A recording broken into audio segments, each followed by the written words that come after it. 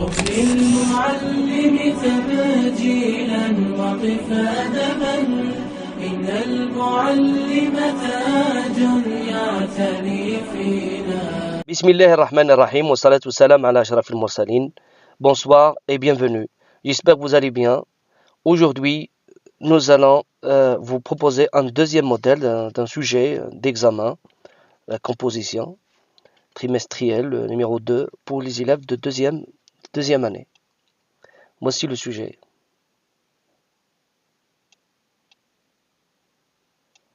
Le renard et l'hyène. L'on raconte qu'un jour, le renard, ayant très soif, aperçut un puits dans un terrain auquel était fixée une corde munie de 2 seaux à chaque bout. Il s'assit dans un des seaux et descendit au fond, où il se désaltéra. Advint une hyène qui, regardant au fond du puits, crut distinguer un croissant de lune dans l'eau et vit un renard tapi à côté. « Que fais-tu là-dedans » lui demanda-t-elle. « J'ai mangé la moitié de cette miche de fromage, et il reste l'autre moitié pour toi. Descends donc la manger, répondit le renard. Comment faire pour descendre interrogea-t-elle. Assieds-toi sur le seau du haut, dit-il. Elle s'assit dans le seau et son poids l'entraîna vers le fond pendant que le renard montait dans l'autre seau. Lorsqu'ils se rencontrèrent au milieu du puits, l'hyène demanda au renard. Qu'est-ce que c'est cela? C'est là que nos chemins divergent, répondit l'animal rusé en sortant du puits. Chérichi, le renard, et l'hyène. Voici la question, compréhension de l'écrit. Ce texte est une fable, un conte, une légende, une bande dessinée. Recopie la bonne réponse. 2. Quels sont les personnages de cette histoire? 3.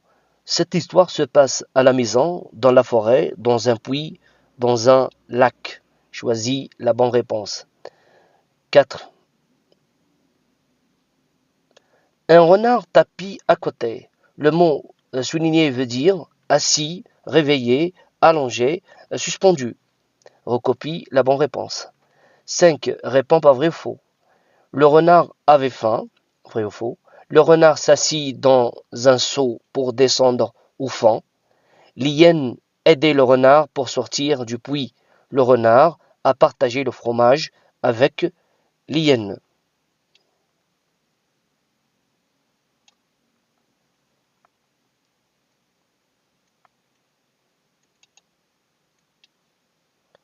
« 6.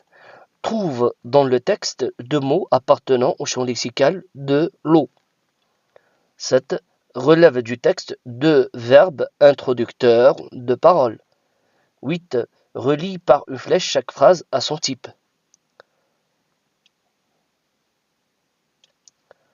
Que fais-tu là-dedans?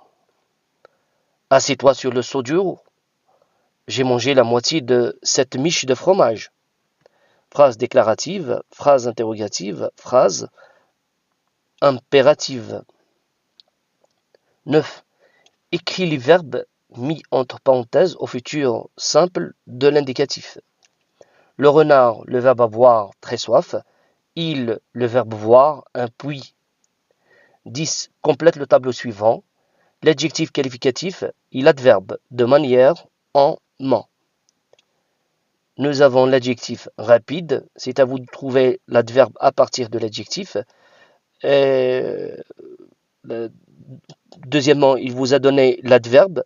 C'est à vous de trouver l'adjectif. Et enfin, il vous a donné un adjectif.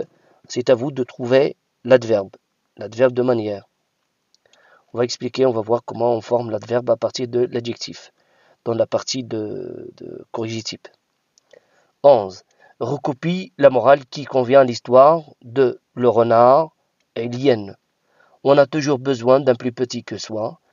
Il faut bien réfléchir avant d'agir. Le travail est un trésor. La production écrite, voici la consigne. Mets chaque phrase à la place qui convient pour compléter cette bande dessinée. Voici la bande dessinée. Donc nous avons la première vignette, deuxième vignette, troisième vignette, quatrième vignette et 5e vignette. La première vignette comporte un cartouche et une bulle de parole. Les personnages, nous avons le renard, le corbeau. Deuxième vignette, le renard qui parle, bulle de parole. Troisième vignette, onomatopée, le corbeau. Qu'est-ce qu'il fait, le corbeau? Quatrième vignette, le renard pense. Voici la bulle de pensée. Et cinquième vignette, c'est un cartouche, les paroles du narrateur. C'est sûrement la morale. Voici les paroles. Comme il est stupide, je vais me régaler de ce morceau de fromage. Deuxième phrase, le corbeau perché sur un arbre tenait en son bec un fromage. Bonjour, monsieur du corbeau, quand vous êtes beau. Le corbeau honteux jura, mais un peu tard, de ne pas se laisser piéger. On m'a dit que tu as une belle voix, et je veux l'entendre. Croix, croix, croix. Donc mettez chaque phrase au bon endroit. Donc le sujet est terminé. Je vous souhaite bonne chance. Comme j'ai dit la première fois, avant de passer à la correction, téléchargez d'abord le sujet que vous allez trouver dans la description. Faites-le seul et puis comparez votre réponse avec le corrigé type. Maintenant, on passe au corrigé type. On commence par les questions de compréhension de l'écrit. Donc, ce texte est une fable. Ce texte est une fable. La fable, c'est une histoire imaginaire racontée à travers des animaux, c'est-à-dire il met en scène des animaux qui parlent, et elle a pour objectif la morale à la fin. Elle est écrite sous forme de poème, de poésie, ou bien sous forme de prose, en prose. Elle est écrite sous forme de poème ou en prose. Vous savez que les fabulistes les plus connus sont, nous avons Ibn al-Muqaffa, le Perse Ibn al-Muqaffa, nous avons Jean de La Fontaine, le français, et Ésope, le grec. Jean de La Fontaine écrit ses fables en vers, c'est-à-dire sous forme de poèmes. 9. Et la deuxième réponse. Les personnages de cette histoire sont le renard et l'hyène. Le renard et l'hyène. Cette histoire se passe dans un puits. Dans un puits. Cette histoire se passe dans un puits. Un renard tapis à côté. Le mot souligné tapis veut dire assis. Assis à côté. Donc tapis, c'est-à-dire assis. On passe. Je réponds par vrai ou faux. Le renard avait faim, faux. Le renard avait soif. Le renard s'assit dans un seau pour descendre au fond, vrai. L'hyène aidait le renard pour sortir du puits, vrai, sans qu'elle le sache. L'a aidé sans qu'elle le sache. Donc elle s'est posée dans le seau du haut et son poids l'entraînait au fond du puits. Donc l'autre seau qui porte le renard monte. Le renard a partagé le fromage avec l'hyène, faux, parce qu'il n'y a pas de fromage. C'est l'histoire du fromage, c'est la ruse que le renard a employée pour piéger l'hyène et pour pouvoir sortir du puits. Donc, on passe. Les deux mots appartenant au champ lexical de l'eau sont, nous avons puits, soif, se désaltérer, seau. Donc, vous choisissez deux mots seulement. Mais dans le texte, il existe plusieurs. Nous avons puits, soif, se désaltérer, seau. Rappelez-vous, le champ lexical, ce sont tous les mots qui se rapportent au même sujet, qui appartiennent au même sujet, et qui ne sont pas de même nature grammaticale, bien sûr, et qui n'ont pas, bien sûr, le même radical. Tous les mots qui se rapportent au même sujet. Tous les mots qui se rapportent au même sujet. Donc l'eau, nous avons puits, soif, Se désaltérer, c'est boire. Et nous avons le seau, le récipient qui contient de l'eau. On passe. Les deux verbes introducteurs de parole sont demanda, répondit, interrogea, dit. Je vais en choisir deux. Demanda, répondit. Les verbes introducteurs de parole, ce sont les verbes qui servent à introduire les paroles des personnages. Voici le verbe demanda ici, c'est le verbe demander au passé simple. Donc, que fais-tu là-dedans? Lui demanda-t-elle. Demanda, elle, c'est l'hyène. Donc, pour introduire dans l'histoire, le récit, dans la fable, les paroles de l'hyène, on emploie ce qu'on appelle les verbes introducteurs de parole. Nous avons demanda, nous avons interrogea, nous avons répondu et nous avons dit.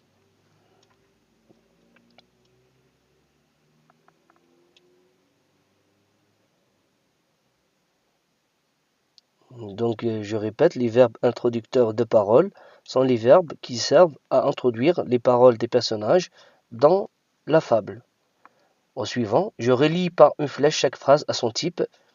Donc, les types de phrases, comme si vous avez regardé la première vidéo, on a parlé des types de phrases. Nous avons 4 types de phrases, la phrase déclarative, la phrase interrogative, la phrase impérative et la phrase exclamative. Donc ici, que fais-tu là-dedans? Elle se termine par un point d'interrogation et c'est une question, ça va poser une question. Donc cette phrase est de type interrogatif, donc elle s'appelle la phrase interrogative. Assieds-toi sur le seau du haut. Donc la phrase, comme vous voyez, elle commence par un verbe, assieds-toi, c'est le verbe s'asseoir, c'est le verbe s'asseoir. Elle commence par un verbe et elle se termine par un point.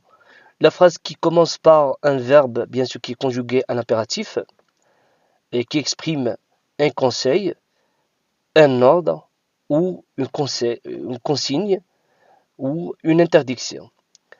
Cette phrase exprime une demande.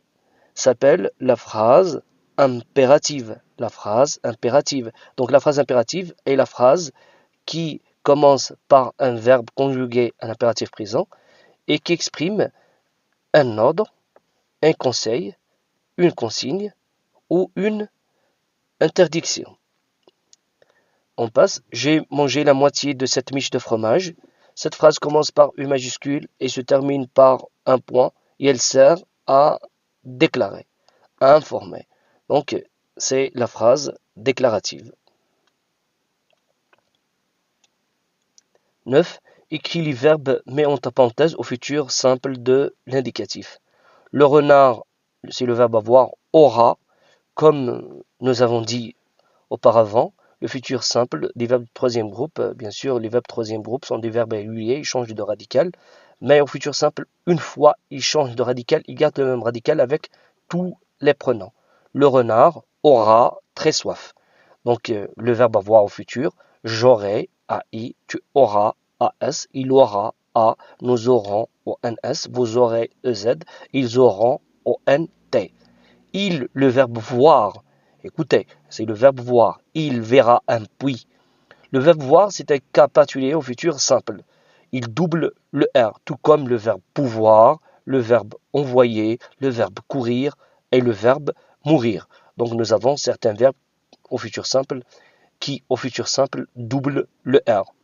Rappelez-vous, notez, vous pouvez noter le verbe pouvoir, je pourrai, tu pourras, il pourra, nous pourrons, vous pourrez, ils pourront. Donc il double le R. Et nous avons le verbe voir, je verrai, AI, tu verras, AS, il verra, A, nous verrons, ONS, vous verrez, EZ, ils verront, ONT. Nous avons le verbe envoyer, j'enverrai, et le verbe envoyer, bien qu'il se termine par YR, mais il ne se conjugue pas comme les verbes qui se terminent par YR, où le Y devient I au futur simple, devant le E muet, bien sûr. Mais il double le R, il change carrément de radical, il devient j'enverrai. Écoutez, j'enverrai, tu enverras. Je parle du verbe envoyer, bien sûr. Et nous avons le verbe courir et le verbe mourir qui double le R au futur simple. Donc le verbe voir, il verra un puits. On passe. je complète le tableau suivant. Donc, c'est la formation des adverbes de manière en ment à partir des adjectifs. Bien sûr, les adverbes sont des mots invariables qui ne changent pas. Les adverbes de manière en ment. Et ils se forment à partir des adjectifs souvent au féminin. J'ajoute le suffixe ment à l'adjectif souvent au féminin. Ici, l'adjectif rapide se termine par e, tout comme donc le masculin, tout comme le féminin, se termine par e. Donc les adjectifs qui se terminent par e, auxquels j'ajoute directement le suffixe ment. Et ainsi, j'obtiens l'adverbe. Donc rapide, rapidement. L'adverbe, c'est un mot invariable qui modifie un verbe, un adjectif ou un autre verbe.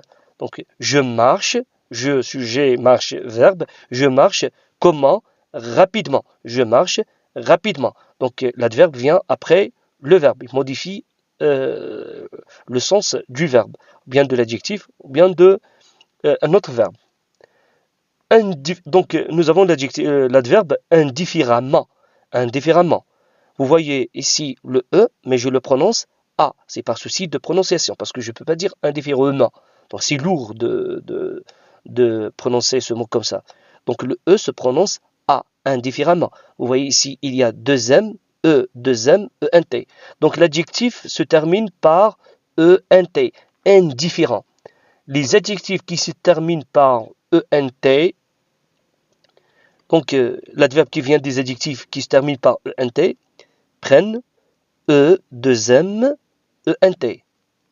Si vous voulez voir comment je forme l'adverbe à partir de l'adjectif qui se termine par E-N-T, j'efface le T et je mets ment. Donc nous avons imaginé donc E-N, j'efface le T et je mets ment. Il y a une deuxième chose, donc nous avons le N devant le M. Il y a une autre règle grammaticale qui dit le N devant le M, le B et le P devient M. Donc je suis en train d'expliquer d'où vient le deuxième M. À l'origine c'était N. N devant le M devient M. Donc indifféremment. Vous voyez. Et pour faciliter, j'efface ENT et je mets E2M, ENT. Pour faire simple. La même chose pour les adjectifs qui se terminent par ANT, donc deviennent suffisamment. Donc A2M, ENT. Pour faire simple, j'efface ANT et je mets A2M, ENT. La même explication si vous voulez. J'efface le T, je mets ment, et puis le N devant le M devient M. Donc d'où viennent les deux M. Suffisamment. C'est clair. Donc on passe.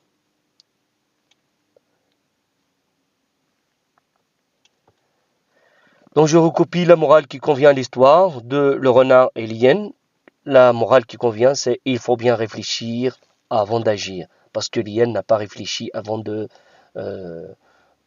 s'asseoir dans le seau. Arrivant à la production écrite, je mets chaque phrase à la place qui convient pour compléter cette bande dessinée. Donc la première vignette, je choisis, c'est le cartouche. Quand vous voyez, c'est l'encadré où les paroles du narrateur sont placées. Donc l'auteur, le corbeau, un corbeau perché sur un arbre tenait en son bec un fromage. Je mets cette phrase ici. Donc, qu'est-ce qu'il a dit le renard? Donc, c'est le renard qui parle au corbeau. Le renard. Bonjour, monsieur du corbeau. Comme tu es beau. Regardez bien. Bonjour, monsieur du corbeau. Comme si le corbeau appartient à une famille noble. Monsieur et du corbeau. Monsieur du corbeau. Il s'adresse au corbeau avec politesse et respect. Comme tu es beau. Deuxième vignette, le corbeau toujours parle. Donc, plutôt le renard. On m'a dit que tu as une belle voix. Je veux l'entendre. Troisième phrase se place ici.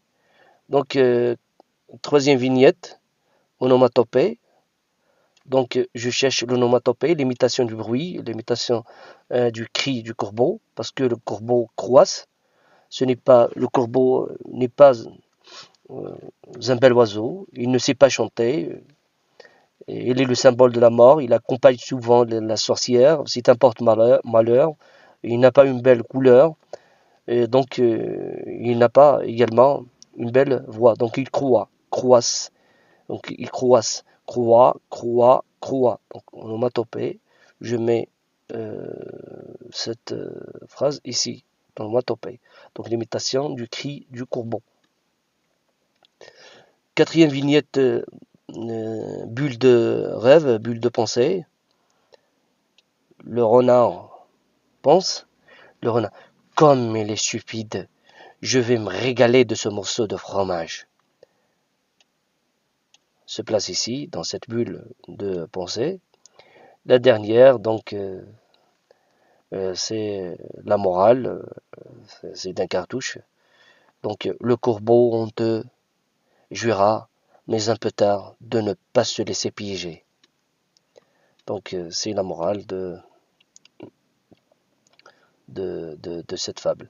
Aussi, on peut dire, il y a une morale qui est très connue, c'est tout flatteur vit aux dépens de celui qui l'écoute. La morale de cette fable. C'est une fable très connue qui représente bien sûr qui montre le renard. Le renard dans cette histoire représente la personne qui flatte, donc c'est un flatteur. Et le corbeau, bien qu'il n'ait pas une belle voix, donc il a écouté les flatteries du renard, donc il a perdu le fromage.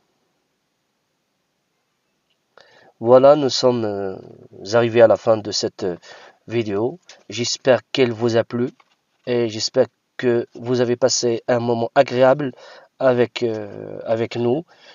Bon, n'oubliez pas de vous abonner à la chaîne de Monsieur Kahoul Faisal, de partager cette vidéo pour pouvoir continuer et vous proposer d'autres vidéos. N'oubliez pas de mettre j'aime et de laisser des remarques dans les commentaires. Je vais répondre. Merci et à bientôt.